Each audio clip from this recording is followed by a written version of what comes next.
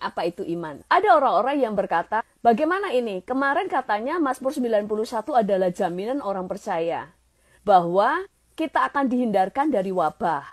Kita dihindarkan dari segala macam sakit penyakit yang menular. Tapi sekarang hamba-hamba Tuhan mengutip Yesaya 26 ayat 20. Berarti mana yang benar? Mazmur 91 atau Yesaya 20 ayat 26? Mana yang benar? Mazmur 91 itu memang jaminan orang percaya atau tidak mutlak?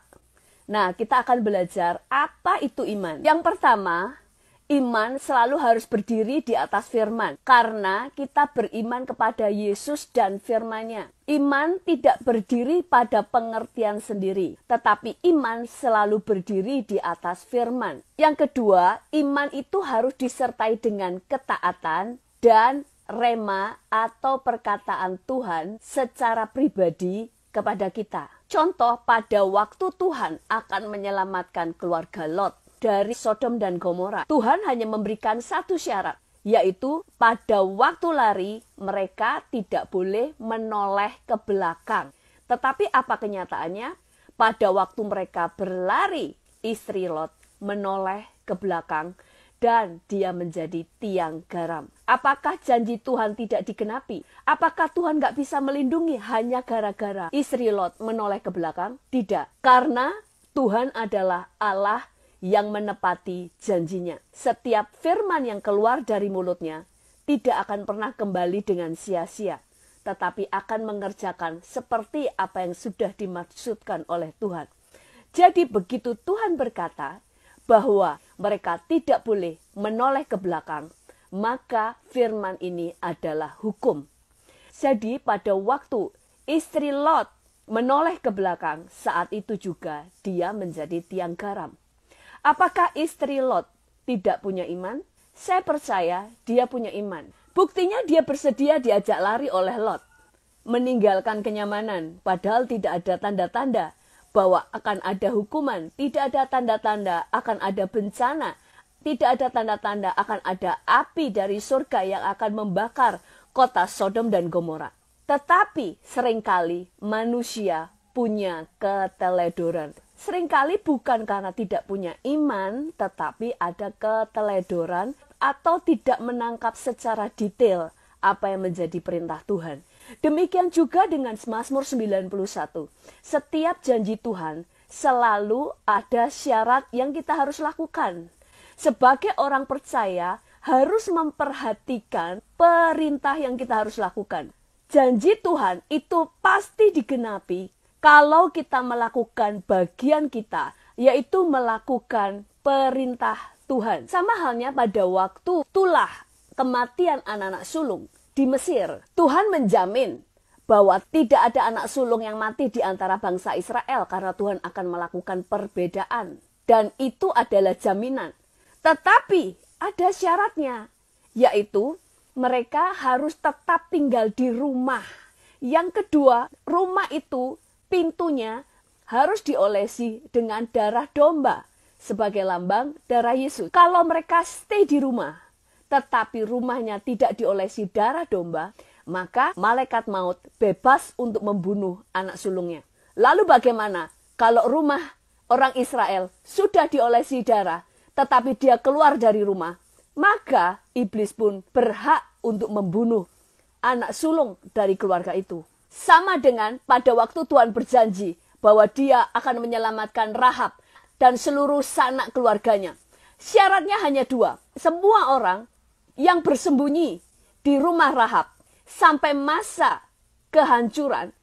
Dan yang kedua, rumah Rahab di jendelanya harus digantungkan tali merah. Maka seluruh keluarganya, semua orang yang ada di rumah itu pasti selamat. Tetapi kalau Rahab hanya mengingat janji Tuhan, hanya mengklaim, hanya mengimani, saya percaya, saya disertai, saya percaya firman Tuhan tidak akan pernah gagal, saya percaya janjinya adalah jaminan, janjinya adalah ya dan amin. Tetapi dia tidak melakukan salah satu dari syarat perjanjian itu, maka perjanjian itu menjadi gugur. Kalau seluruh keluarga Rahab ada di rumah itu, tetapi rumahnya tidak ada tali merah menggantung di jendela Rahab, maka semua keluarganya pasti mati. Kalau rumahnya sudah digantungi tali merah sekalipun, tetapi keluarga Rahab keluar dari rumah pada waktu tentara Israel menyerang Yeriko, maka keluarga Rahab yang keluar dari rumahnya pasti mati. Jadi saudara harus mengerti di sini. Iman itu berarti bukan hanya percaya janjinya, tetapi percaya kalau saudara melakukan bagian saudara, maka firman itu tidak akan pernah gagal. Tetapi kalau saudara tidak melaksanakan apa yang menjadi perjanjiannya, maka saudara harus juga tahu bahwa janji itu tidak akan digenapi. Itulah iman. Iman itu harus memperhatikan seluruhnya secara detail. Lalu bagaimana dengan yang sekarang ini gereja-gereja tidak mengadakan ibadah di dalam gedung gereja? Apakah mereka kurang iman? Apakah Mazmur 91 dibatalkan? Karena di Mazmur 91 tidak pernah menyuruh kita untuk bersembunyi. Pada waktu kita mau menerima janji Tuhan, perhatikanlah perkataan Tuhan. Saya tadi katakan bahwa iman itu harus disertai dengan yang pertama, ketaatan, yang kedua adalah rema atau pernyataan Tuhan secara khusus. Rema adalah pernyataan Tuhan secara pribadi kepada kita. Karena pernyataan ini bisa berbeda setiap orang. Demikian juga dengan wabah corona ini. Pada waktu kita menerima janji Tuhan, di dalam Mazmur 91, di situ dikatakan, orang yang hatinya melekat kepada Tuhan, maka dia akan diluputkan. Jadi, yang pertama kita lakukan, melekat kepada Tuhan. Berdoa kepada Tuhan. Lalu, bolehkah kita jalan-jalan? Boleh. Bolehkah kita keluar? Boleh.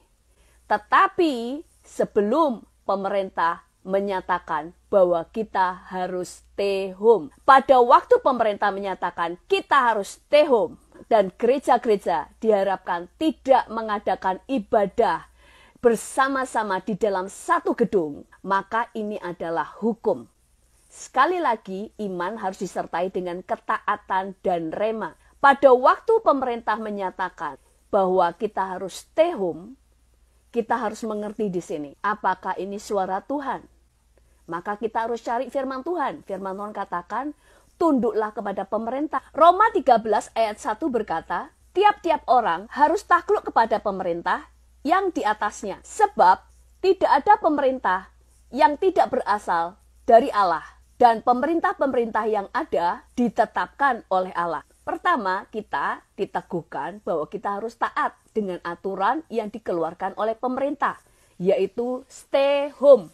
Berarti kalau kita tidak stay home dan berkata, saya beriman kepada Mazmur 91, kira-kira janji itu digenapi atau tidak? Tidak.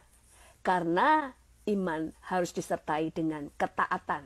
Karena Tuhan juga bisa bicara lewat pemerintah. Pada waktu kita menerima perintah dari pemerintah yang ada, kita harus cek di dalam firman Tuhan. Apakah perintah itu tidak bertentangan dengan firman Tuhan? Yesaya 26 ayat 20 berkata, marilah bangsaku, masuklah ke kamarmu, tutuplah pintu sesudah engkau masuk. Bersembunyilah barang sesaat lamanya, sampai amarah itu berlalu. Dan ternyata tidak bertentangan, maka kita harus lakukan. Itulah cara beriman. Jadi beriman itu harus memperhatikan perintah Tuhan. Karena sekali lagi iman harus disertai dengan ketaatan dan rema. Sama dengan pada waktu Tulah yang ada di Mesir, dan Tuhan berkata di dalam Keluaran 8 ayat 22 dan 23, di sini firman Tuhan berkata bahwa pada waktu ada Tulah yang ada di Mesir, Tuhan berkata dia akan mengecualikan Goshen. Berarti semua bangsa Israel yang berada di Goshen akan selamat. Tetapi yang keluar dari Goshen pasti kena Tulah. Jadi iman itu harus memperhatikan apa yang Tuhan coba katakan kepada kita. Tetapi Musa keluar dari Goshen dan menghadap Firaun. Kenapa dia tidak kena Tulah? Karena mereka diperintah oleh Tuhan maka perintah Tuhan itulah yang menjadi jaminan dalam hidupnya. Tapi bangsa Israel tidak mendapatkan perintah untuk keluar bersama-sama dengan Musa dan Harun. Demikian juga dengan kita. Kalau ada gereja-gereja yang kemudian Tuhan suruh mengadakan ibadah KKR kesembuhan, kalau itu perintah dan dilaksanakan, perintah itu adalah jaminan. Pada waktu mereka mengadakan KKR, semua yang ada di KKR itu tidak mungkin kena wabah karena perintahnya adalah jaminan. Tetapi tetap tidak boleh ada pemberontakan. Karena begitu pemerintah menyatakan larangan, tapi kita mendapatkan firman yang berbeda, maka kita juga harus minta izin kepada pemerintah. Kalau memang itu pernyataan Tuhan, maka Tuhan yang bertanggung jawab untuk menggenapi perintahnya supaya KKR itu terlaksana. Petrus pun pada waktu berjalan di atas air, dia tahu bahwa tidak ada yang mustahil bagi orang percaya. Tapi dia tetap harus memperoleh rema, memperoleh firman Tuhan yang dinyatakan secara pribadi kepada dia. Itu sebabnya sebelum terjun untuk berjalan di atas air, Petrus bertanya dulu kepada Yesus, "Tuhan, kalau Engkau itu, suruhlah aku berjalan di atas air." Jadi Petrus perlu perkataan Tuhan secara pribadi. Dan Yesus menjawab, "Datanglah." Dan atas perkataan Yesus, "Datanglah," itulah Petrus berani keluar dari perahunya dan berjalan di atas air. Dia tidak sedang berjalan di atas air, tetapi sebenarnya dia sedang berjalan di atas firman, yaitu datanglah. Jadi kita belajar di sini, di dalam beriman, perhatikan perintahnya. Kalau saudara harus cuci tangan, saudara harus memakai masker, lakukan perintahnya. Itu adalah bentuk dari ketaatan, bukan bentuk dari ketakutan. Karena hikmat yang kita peroleh, hikmat yang kita butuhkan bukan hikmat manusia, tetapi hikmat Allah. Hikmat kita lebih banyak untuk melihat apa sih yang Tuhan ingin kita kerjakan, apa sih pesan yang tersembunyi, apa sih yang sebenarnya Tuhan ingin kita kerjakan dari setiap situasi yang ada, apa yang sebenarnya Tuhan sedang ingin katakan kepada kita. Lalu kita mulai taati apa yang Tuhan sampaikan. Jadi mana yang benar? Mazmur 91 atau Yesaya 26 ayat 20? Dua-duanya benar. Tuhan Yesus memberkati.